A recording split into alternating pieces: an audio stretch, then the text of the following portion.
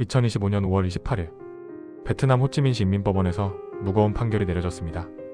피고는 한국 국적의 남성, 죄명은 친부살해. 이 사건은 단순한 범죄가 아니었습니다. 가정폭력으로 시작된 갈등, 중재를 위해 베트남으로 향한 아버지, 그리고 새벽에 벌어진 돌이킬 수 없는 선택. 이 다큐는 한 남자의 분노가 어디까지 갈 수 있는지, 그리고 폭력이 방치될 때 어떤 비극이 남는지를 기록합니다. 사건은 끝났지만 기록은 남습니다.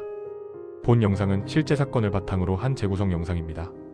일부 장면에는 폭력적이거나 자극적인 내용이 포함되어 있습니다. 본 영상에 등장하는 인물은 실제 인물과 무관한 가상인물입니다. 지금부터 그날의 이야기를 시작합니다. 함께 보시죠. 2025년 5월 28일 베트남 남부 호찌민시 중심부에 위치한 인민법원. 법정 안은 이른 아침부터 무거운 침묵으로 가득 차 있었습니다. 통역을 거쳐 전달되는 짧은 문장 하나하나에 방청석의 공기마저 얼어붙어갔습니다. 재판장은 판결문을 읽어 내려갔고 마침내 그 문장이 법정에 울려 퍼졌습니다. 피고인에게 사형을 선고한다. 피고는 고개를 들지 않았습니다. 이미 결과를 알고 있었다는 듯 아무런 표정 변화도 보이지 않았습니다. 이날 사형을 선고받은 인물은 베트남인이 아닌 한국 국적의 남성이었습니다. 그의 죄명은 단순하지 않았습니다. 강도도 테러도 아닌 친부살해. 더 충격적인 사실은 그 아버지가 이 남성을 처벌하기 위해서가 아니라 아들을 타이르기 위해 한국에서 베트남까지 날아왔다는 점이었습니다. 가정폭력으로 아내에게 외면당한 아들. 그 아들을 설득하기 위해 노년의 아버지는 먼 타국으로 향했습니다. 하지만 그 여정의 끝은 설득이 아닌 죽음이었습니다.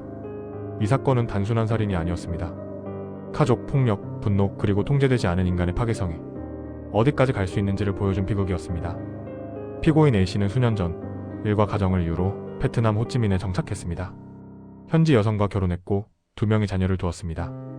겉으로 보기엔 평범한 해외 거주 한국인 가장이었습니다.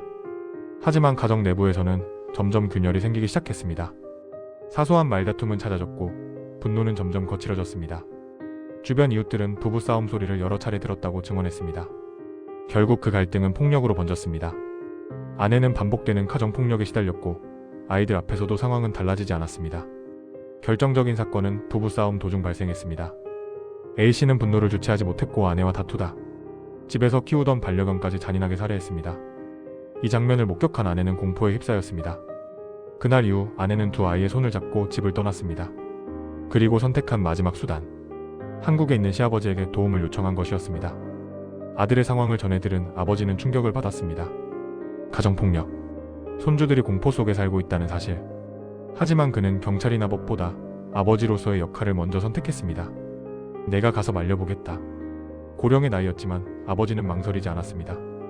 그는 한국을 떠나 베트남 호찌민으로 향했습니다. 아들의 집에서 다시 마주한 모습은 그가 알던 아들의 모습이 아니었습니다. 술에 의존했고 분노를 통제하지 못했으며 자신의 행동을 정당화하고 있었습니다. 아버지는 단호하게 말했습니다. 이건 내가 잘못한 거다. 아이들 생각은 안 하냐. 그날 밤 부자는 함께 술을 마셨습니다. 겉으로는 조용했지만 아들의 내면에서는 분노가 끓어오르고 있었습니다. 아버지가 아내의 편을 든다고 느낀 순간 그 분노는 증오로 변했습니다. 그리고 모두가 잠든 새벽, 아들은 조용히 일어났습니다. 주방으로 향해 칼과 가위를 집어들었습니다. 그리고 아버지가 잠들어 있는 방으로 천천히 걸어갔습니다. 새벽 공기는 고요했습니다. 집안의 불은 모두 꺼져 있었고 아버지는 깊은 잠에 빠져 있었습니다.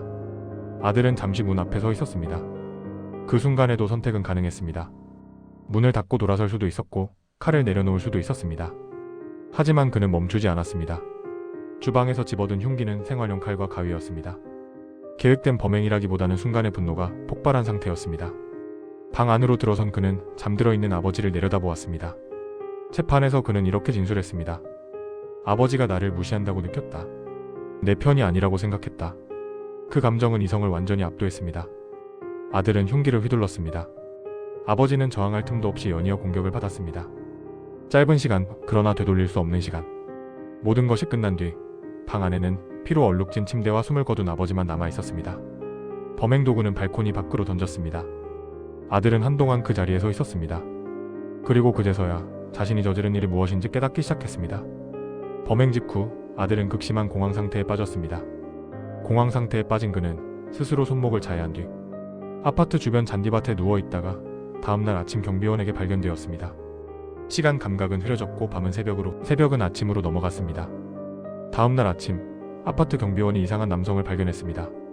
피가 묻은 손, 정신을 잃은 상태. 경찰과 구급대가 출동했고 아파트 내부에서 사망자가 발견됐다는 사실이 확인됩니다. 피해자의 신원은 곧바로 밝혀졌습니다. 피고인의 친부. 사건은 단숨에 베트남 전역의 주요 뉴스로 보도됐습니다. 한국인 남성 아버지 살해. A씨는 병원 치료 후 곧바로 체포됐습니다. 베트남 경찰은 범행 도구, 현장 혈흔, 피고인의 자해 흔적을 확보했습니다. 조사 과정에서 A씨는 범행을 부인하지 않았습니다. 오히려 비교적 담담하게 사실을 인정했습니다. 화가 났다.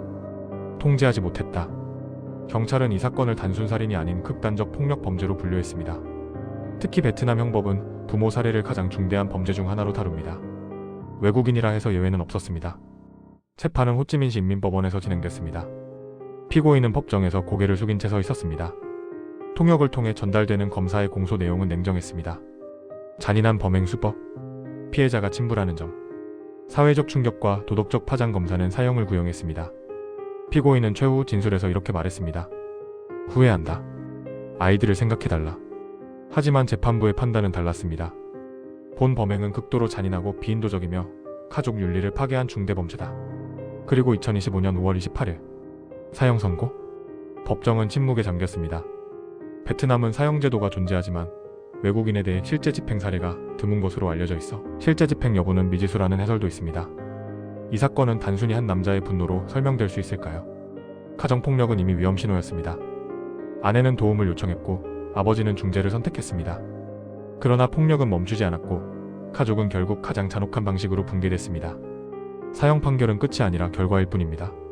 그 전에 막을 수 있는 순간들은 분명 존재했습니다. 이 다큐는 범죄를 소비하기 위함이 아닙니다. 폭력이 방치될 때 가정이 어떻게 무너지는지, 분노가 통제되지 않을 때 어디까지 파괴되는지를 기록하기 위함입니다. 사건은 끝났지만 질문은 남습니다. 우리는 이 비극을 막을 수 있었을까요? 이것은 한 가족의 이야기이자 우리 사회가 외면한 폭력의 기록입니다. 사건은 끝났지만 기록은 남습니다. 사건을 매일 기록합니다. 필요하신 분들은 함께 해주세요. 사건 기록이었습니다.